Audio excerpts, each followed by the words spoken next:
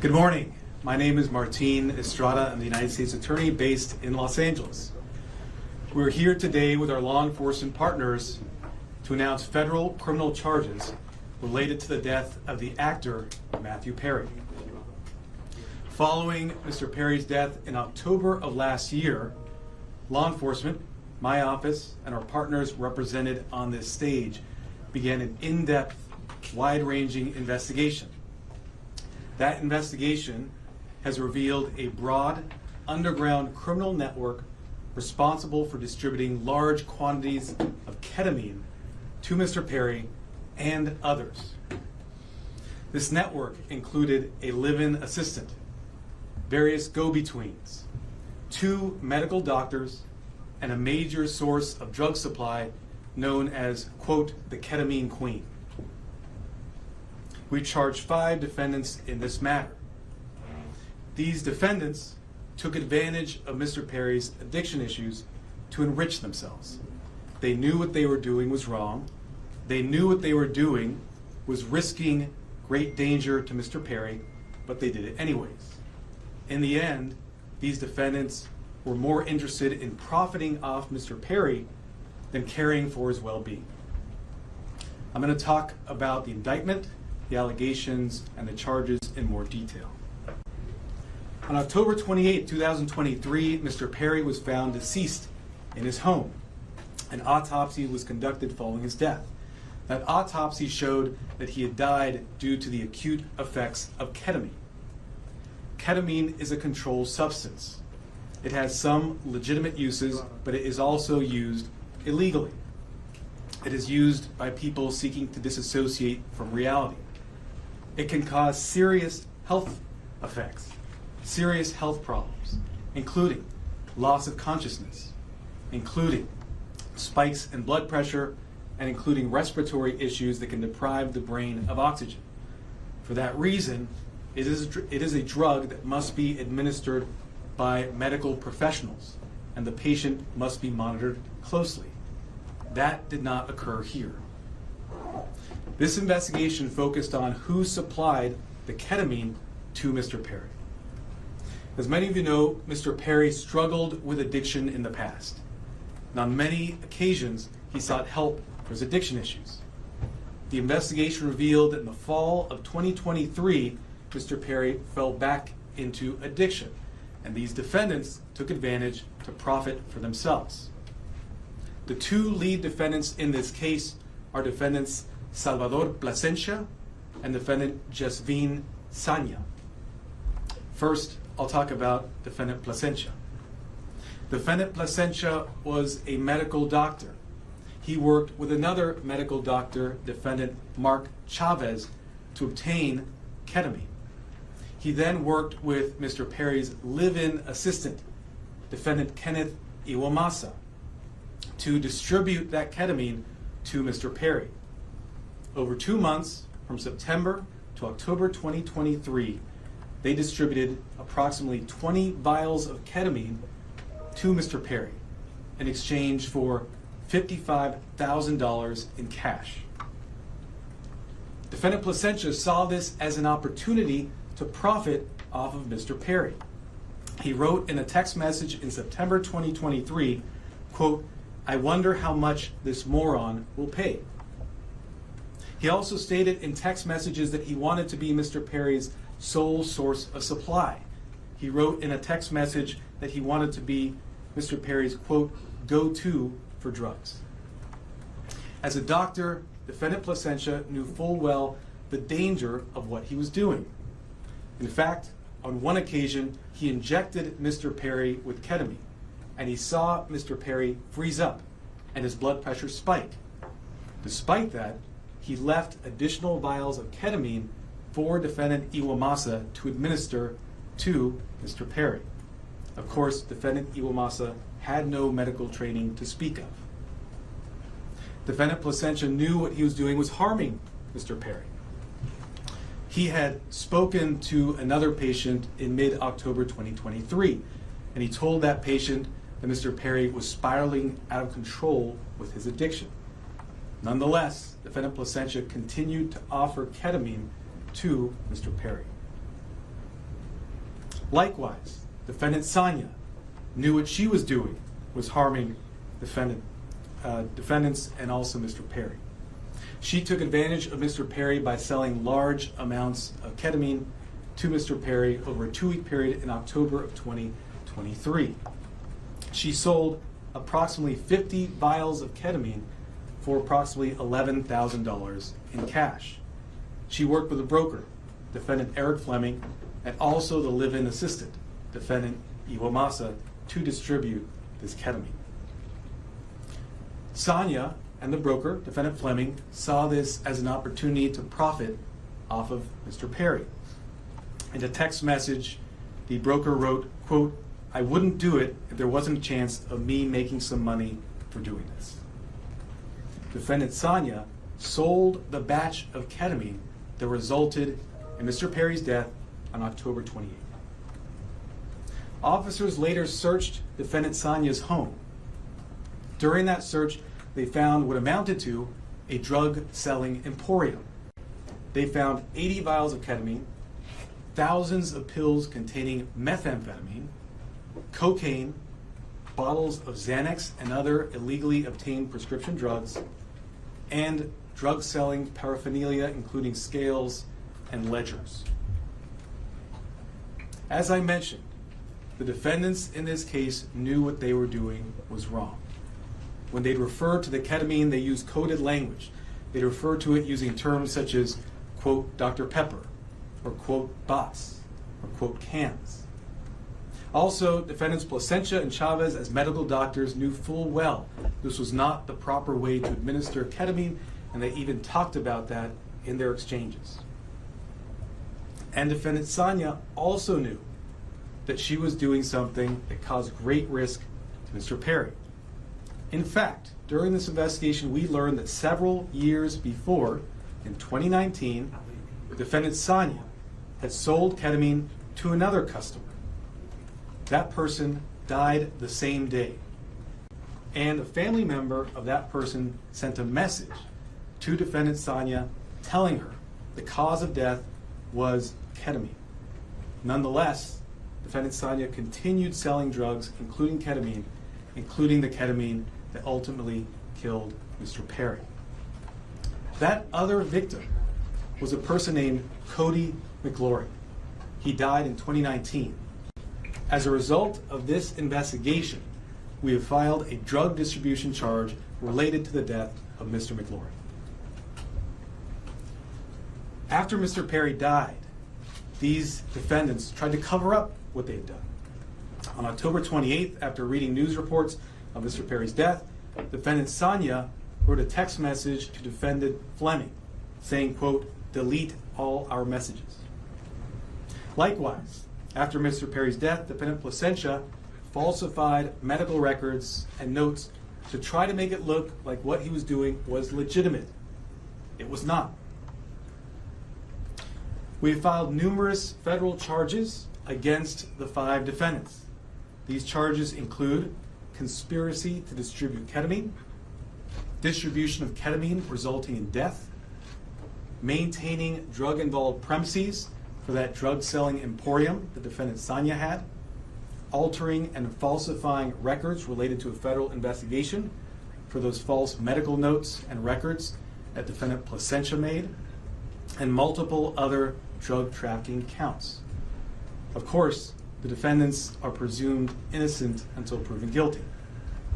The penalties these defendants face are very significant.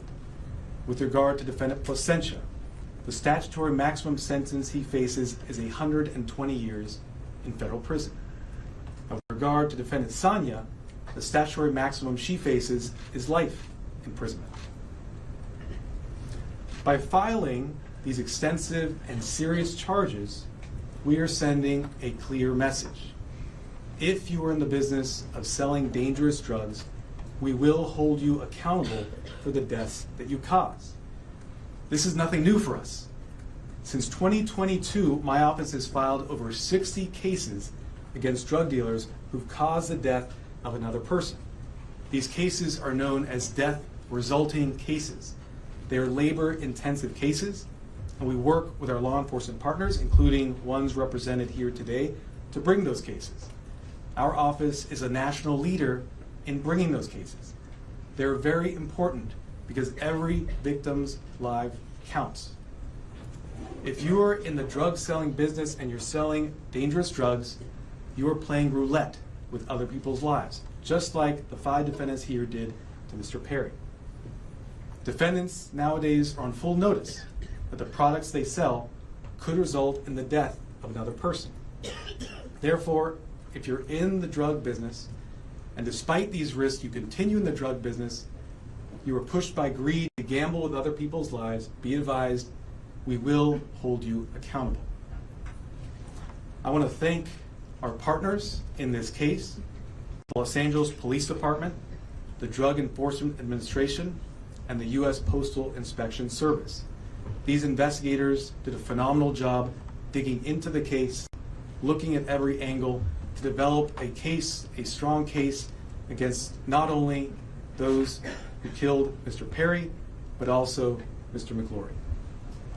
I want to note that these cases are important and we'll continue to collaborate with our law enforcement partners to bring them, to ensure that justice is brought to every victim.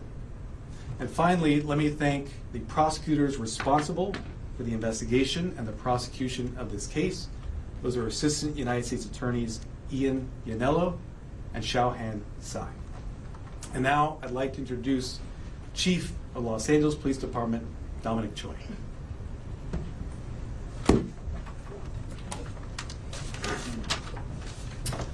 All right, good morning and thank you, Martine.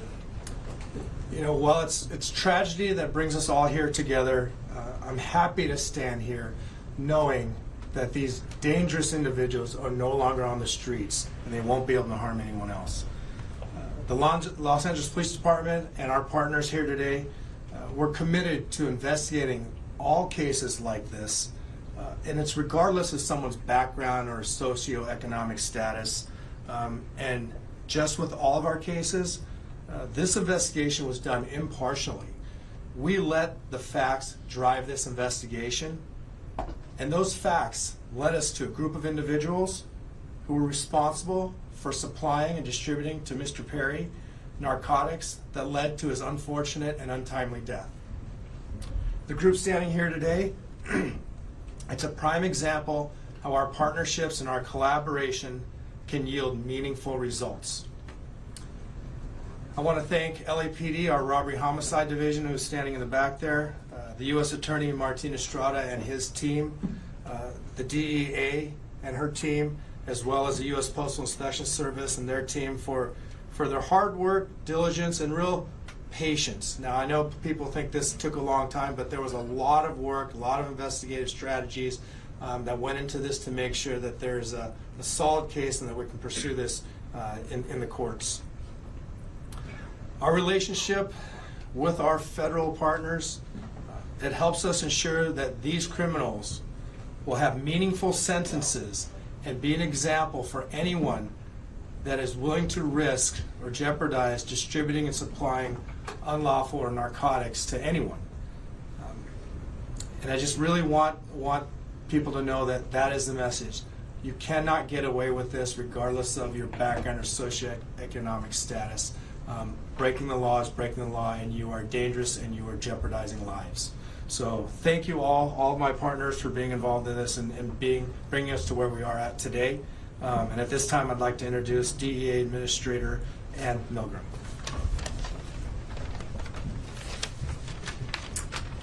Good morning.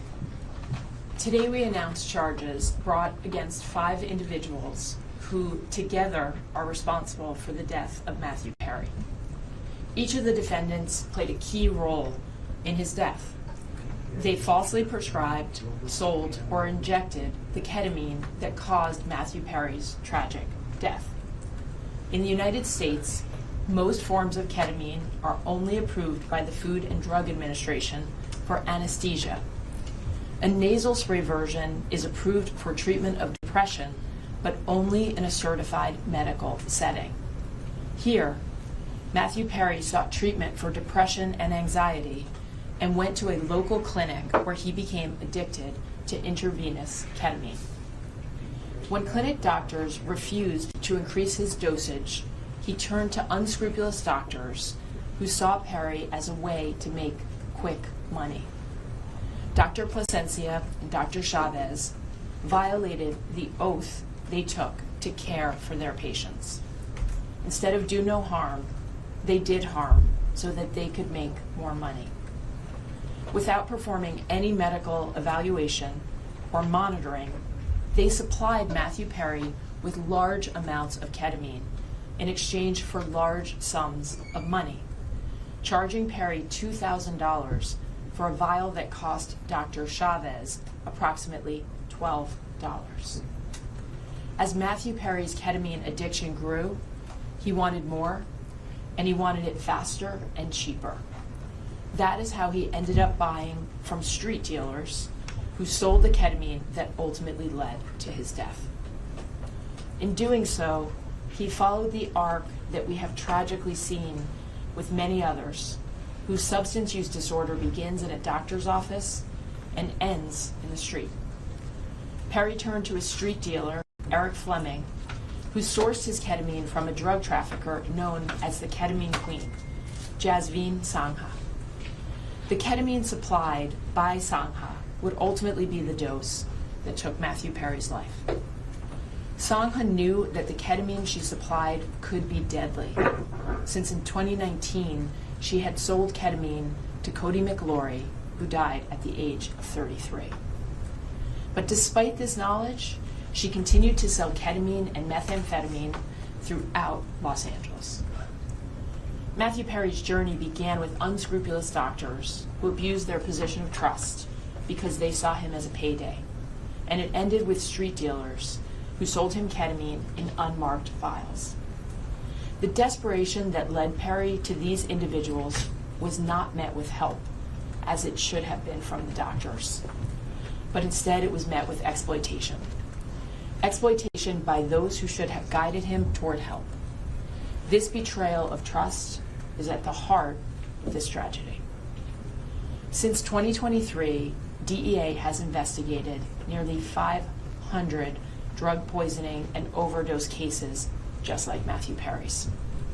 We run a national initiative known as OD Justice, where we work with our state and local law enforcement partners to conduct investigations after someone has passed away. And it is important to note that the national model we today have in every 50 state across the United States is based on the work that started here in Los Angeles. We began this work with our partners in the Los Angeles Police Department and with other local police departments and sheriff's offices in California, in the Los Angeles area, and with the U.S. Attorney's Office. And today it stands as our national model for this critical work.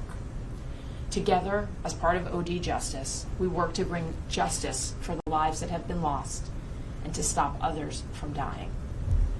Regardless of the size or scope of a drug distribution network, the DEA will work nonstop to uncover and disrupt this illegal activity, and in this case, the deadly activity. I want to close by noting that Matthew Perry's death is not just a tragic overdose. After his 2020 book openly discussed his struggles with substance use disorder, Matthew Perry told podcast host Tom Power that he would prefer to be remembered for helping people rather than for his work on Friends as Chandler Bing. And so perhaps what has happened and the tragic details that we are discussing today can help others and save lives. I want to thank the Los Angeles Police Department, the United States Postal Inspection Service, and the United States Attorney's Office in the Central District of California for their tremendous partnership and their outstanding dedication to this case. I also have the privilege of serving every single day with the men and women of the DEA, and today I want to particularly recognize the outstanding work of our Los Angeles Field Division, as well as our diversion investigators who tirelessly worked on this case to bring justice to the victims and the families. Thank you. It's now my privilege to introduce Postal Inspector Shields.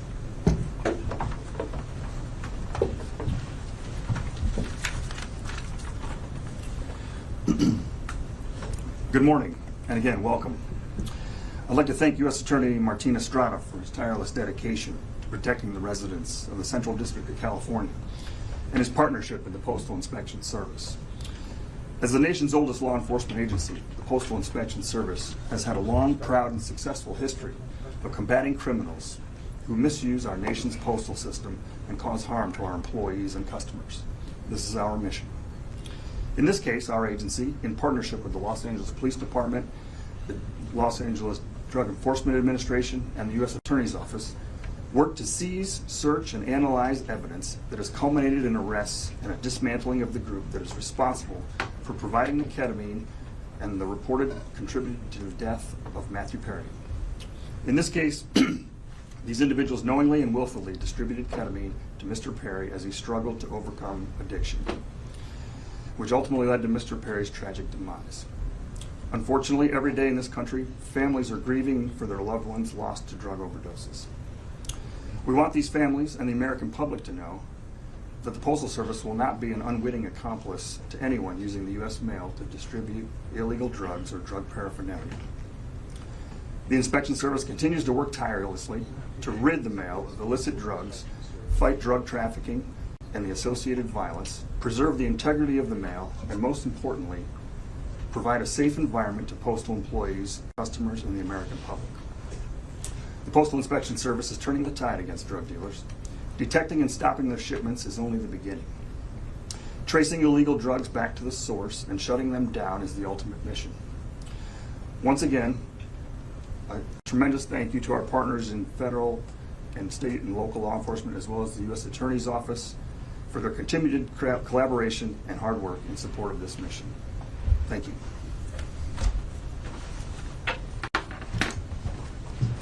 I'll now do brief remarks in Spanish, and then we'll do questions and answers. Where are the Spanish language reporters? Hold up your hands. Okay, great. Hoy anunciamos cargos criminales federales en conexión con la muerte del actor Matthew Perry. Nuestra investigación ha revelado una gran red criminal responsable por el tráfico de ketamina en grandes cantidades. Esta red incluía a un asistente personal para el señor Perry, 2 médicos y una narcotraficante conocida como la reina de la ketamina. Hemos archivado cargos federales contra 5 acusados. Estos acusados vendieron ketamina al actor Matthew Perry y vendieron ketamina en grandes cantidades, 70 viales de ketamina. Estos acusados sabían que lo que hacían era muy peligroso. Hablaban en palabras codificadas. Estos acusados sabían que lo que estaban haciendo causaba un riesgo al señor Perry. Por supuesto, 2 de ellos eran doctores, médicos. Pero, sin embargo, estos acusados siguieron vendiendo ketamina al señor Perry. A estos acusados les importaba más el efectivo que la vida humana. Desde 2022, mi oficina ha archivado más que 60 casos contra narcotraficantes responsables por la muerte de otra persona. Estos casos son muy importantes porque la vida de cada víctima es importante.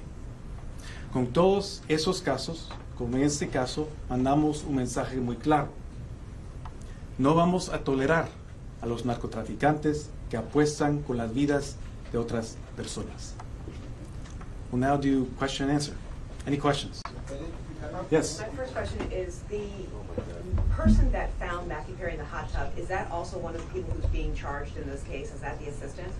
I didn't hear that. Can you repeat the question? Yes, the person, the assistant that's being charged in this case, is that also the person that found Matthew Perry in the hot tub? So the personal assistant we charged is defendant Kenneth Iwamasa. He was the one live-in assistant for Mr. Perry. Is he the one that found him in the hot tub? Yes. The doctor, the patient actually died in 2019. Did law enforcement look into that death when they found out the patient died? I can't comment on that. What I can say is that through this investigation, we were able to connect defendant Sonia to that death in 2019 and file a charge related to that to vindicate the victim, Cody McClure. Are there any details about this? Yes. Can you talk a little bit about, and maybe this is for DA Administrator Milgram, but can you talk a little bit about the line between legitimate ketamine therapy treatment and was, Matthew Perry ever receiving legitimate ketamine therapy treatment? And then when did that cross over? Were the defendants involved in that clinic where he was receiving legitimate treatment, if that's the case? So let me say this. Yes. In this case, we are not talking about legitimate ketamine treatment.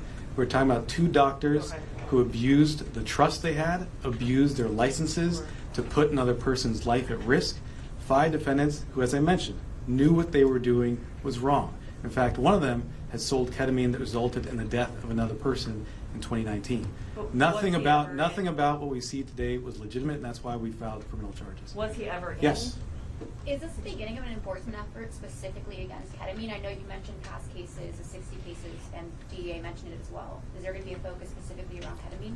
I think what you've seen is that this is not the beginning, but a continuation of an enforcement effort against synthetic drugs of all kinds. Synthetic drugs, ketamine, but also methamphetamine, fentanyl, are killing people each and every day. We in law enforcement and with the U.S. Attorney's Office are on a campaign to address this and send a message that if you sell drugs, it results in the death of another person, the consequences will be severe. Any details about the search warrant? ¿Nos puede decir de los doctores que fueron detenidos?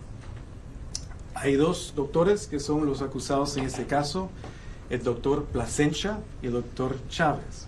Los 2 están acusados en este caso. El doctor Plasencia fue arrestado hoy en la mañana.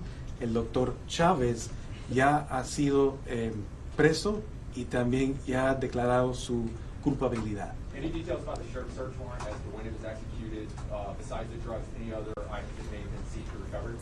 So with regard to defendant Sanya, that search warrant was executed earlier this year. During that search, as I mentioned, we found not just 80 vials of ketamine, thousands of pills containing methamphetamine, cocaine, bottles of Xanax and other illegally prescribed drugs, and drug-selling paraphernalia. As I mentioned, it was a drug-selling emporium. You have your hand up in the middle. Yes, Nikki Step with Entertainment Tonight. Are there any other celebrities involved in this investigation? And if so, who?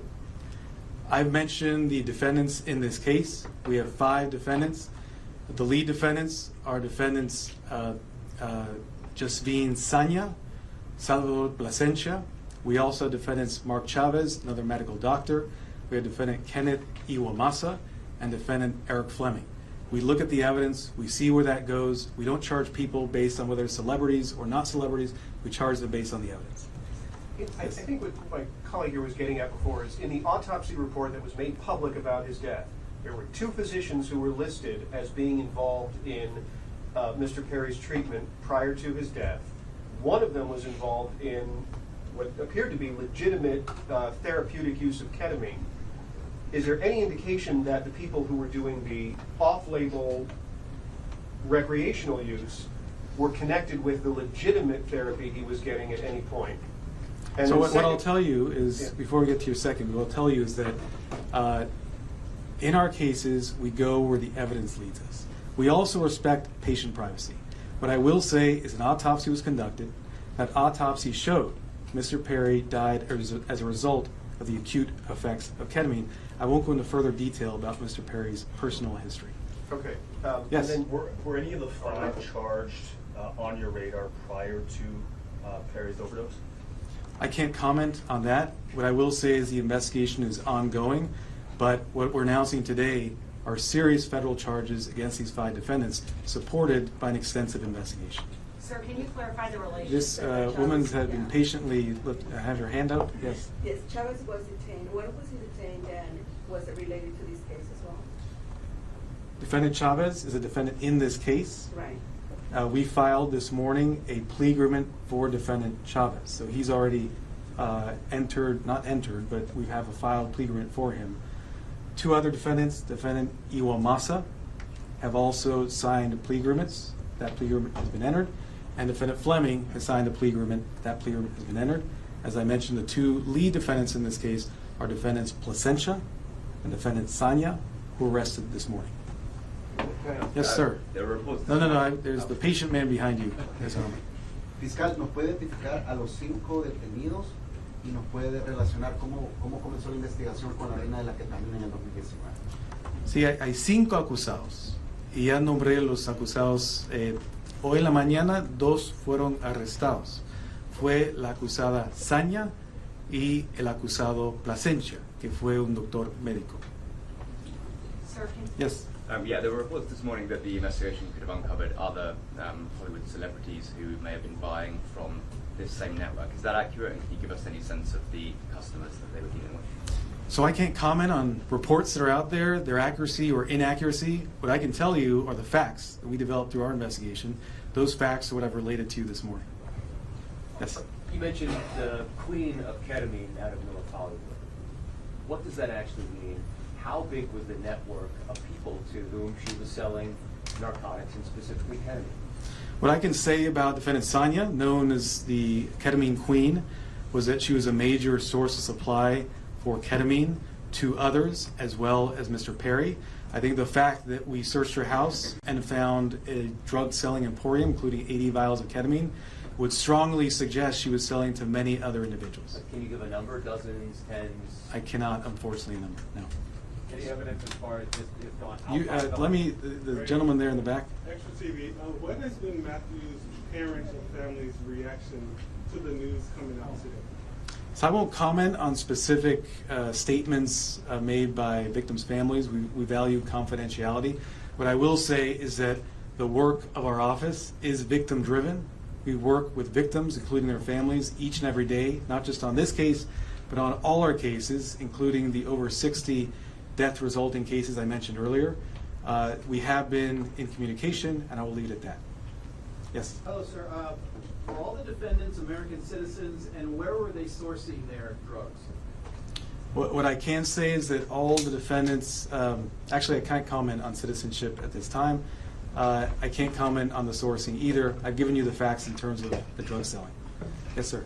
With regard to the death of Mr. McClure, the other victim, you see that his death was also a ketamine overdose. Is that investigation into his death linked to the investigation of Perry, or was it only after the death of Perry that you realized the link with Mr. McClure's death? Sure. It was through the investigation in this case, as the investigators did a thorough job, followed every lead, pulled every string to see what had occurred. They learned about the extent of defendant Saña's criminal conduct and learned about the sale in 2019. And because of that investigation, we have filed a charge related to the death of victim McClure. And that's important because we want to vindicate all victims who suffered these types of tragedies. So how much? I'll do 2 more questions.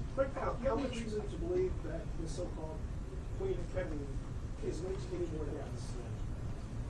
Any more investigations and any more possible that she could be linked to? I think, as I've mentioned, we've linked her to sales of ketamine, which resulted in at least 2 deaths. We searched her home. We found a drug-selling emporium. I can't comment. I can't speculate on things such as what you're suggesting. I will say, in this case, she is facing very significant federal charges, including a charge that carries a 10-year mandatory minimum sentence. Yes, sir. Were these 5 continuing to sell ketamine or other drugs after Perry's death? I can't comment on that in terms of where they were selling. No, in terms of afterwards, were they What I can say is that we searched the home of one of the defendants following Mr. Perry's death. She had 80 vials of ketamine, thousands of pills of methamphetamine, cocaine, bottles of Xanax. Thank you very much. Appreciate it.